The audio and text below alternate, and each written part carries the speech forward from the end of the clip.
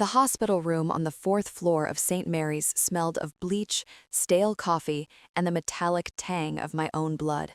Fluorescent tubes buzzed overhead, painting everything in a sickly, unforgiving light that made my skin look gray against the starched white sheets.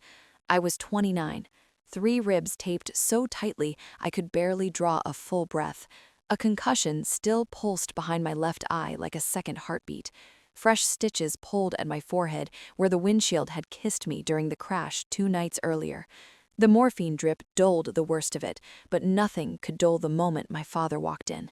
Donald Graves, 6'2", silver hair swept back, always in pressed khakis and a golf shirt even when the world was burning, stopped at the foot of the bed like he was appraising damaged goods. No bouquet, no "are you okay?", no hand on my shoulder, just the manila envelope he slapped onto the rolling tray table so hard the plastic water cup jumped and sloshed. "Rent's due," he said, voice flat, businesslike, 3 months behind. Pay up or get out. I stared at him. My mouth tasted like pennies from biting my tongue during the accident. The monitor beside me beeped faster, betraying the spike in my heart rate. "Dad," my voice came out thin, cracked. "I'm in the hospital. The car flipped. They had to cut me out." He snorted once, short, dismissive. "Accident. You were always careless. Room 4B is mine. You've been living rent-free long enough. Barbara wants it turned into a proper guest suite for when the club friends visit. $18,000 in back rent, cash or check, today." I tried to laugh. It came out as a wheeze that made my taped ribs scream. "You're serious?" His eyes narrowed. "Dead serious. Sign the check or I'm selling whatever's left in your room. That fancy marketing degree from Penn didn't teach you to pay your way, apparently." I reached for the envelope with fingers that still trembled from shock and painkillers. Inside, a typed demand notice on his law firm letterhead. My name misspelled twice, Graves misspelled as Grave. His signature at the bottom in thick black ink, no flourish, no warmth, just a number and a deadline. Something inside me didn't break, it simply stopped pretending. I looked up at the man who had raised me, or at least provided the roof and the tuition checks, the man who had stood dry-eyed at Mom's funeral, who had remarried Barbara 11 months later, who had never once asked how I was surviving the grief. "You never asked how I was," I said quietly. His jaw tightened. "Don't play the victim card, Elena. You always do." I sat up as far as the pain allowed, ribs grinding, head swimming. "I'm right. I've played it long enough." He stepped closer. The monitor shrieked. He raised his hand fast, open palm, the same motion I remembered at age 12 when I dared to argue about curfew. The slap landed hard across my left cheek, splitting 2 stitches. Warm blood trickled down my temple, dripping onto the sheet in fat red drops. The monitor went into full alarm. Nurses burst through the door, 2, then 3, shouting for the doctor, pressing gauze to my face, pushing him back. He didn't resist, just wiped his hand on his khakis as though I dirtied it. "Pay or get out," he repeated, calm as if he'd just reminded me to take out the trash. Then he turned and walked out, shoes clicking on the linoleum. The nurses hovered, murmuring apologies, calling security. I didn't cry. I didn't scream.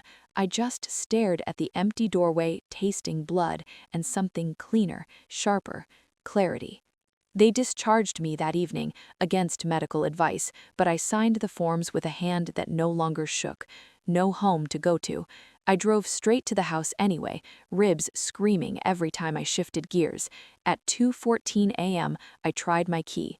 It didn't turn. New deadbolt. A note taped to the glass in Barbara's looping cursive. "Trespassers will be prosecuted. D and B Graves." I slept in my car behind the old Carnegie Library where Mom used to take me for Saturday story hour.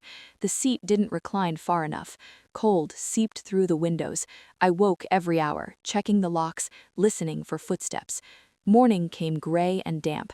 I drove to First National, jaw swollen, stitches weeping, the teller's face paled when she pulled up my accounts.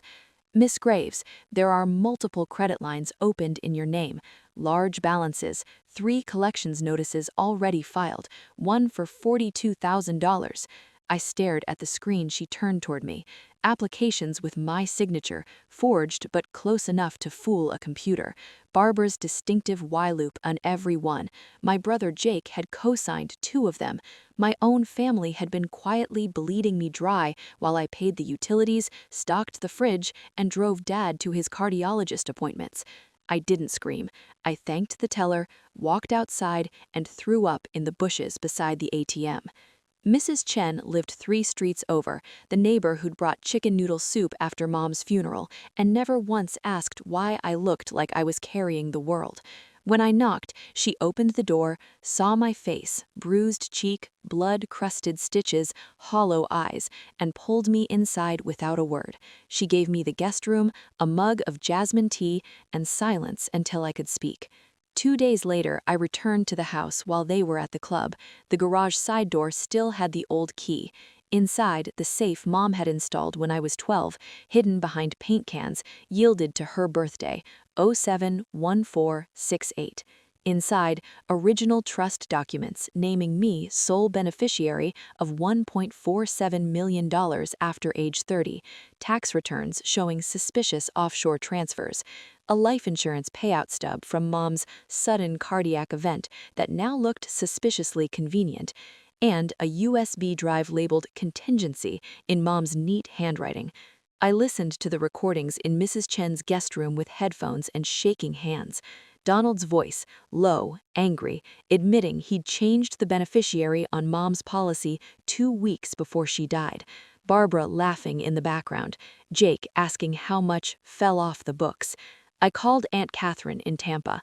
She cried when I told her everything, sent copies of Mom's old divorce papers, drafted but never filed, dated 13 days before the heart attack. She was leaving him, Aunt Catherine whispered. He knew. He was terrified of losing the money. The pieces locked together, like a lock I've been trying to open my whole life. I hired Richard Hoffman, the quiet estate lawyer who handled Mom's will. We filed everything: identity theft report with the police, fraud complaint with the IRS, embezzlement petition in probate court. I started a side hustle from Mrs. Chen's dining table, Phoenix Financial Recovery, helping other women claw back money stolen by family. Word spread quietly first, then faster. Clients, testimonials, donations. Tiffany, Dad's latest girlfriend, called me 3 weeks later, drunk and furious when Dad had promised her the lake cabin and then reneged. She sent me the audio file of him bragging, "The kid's too soft to fight. I already drained most of it. She'll never know." The arrests came in waves. First, Barbara, identity theft and forgery, then Jake, conspiracy and aiding, finally Donald, in handcuffs on the 9th hole of Oakmount Country Club, cameras rolling as members stared. The judge called it calculated multi-generational cruelty.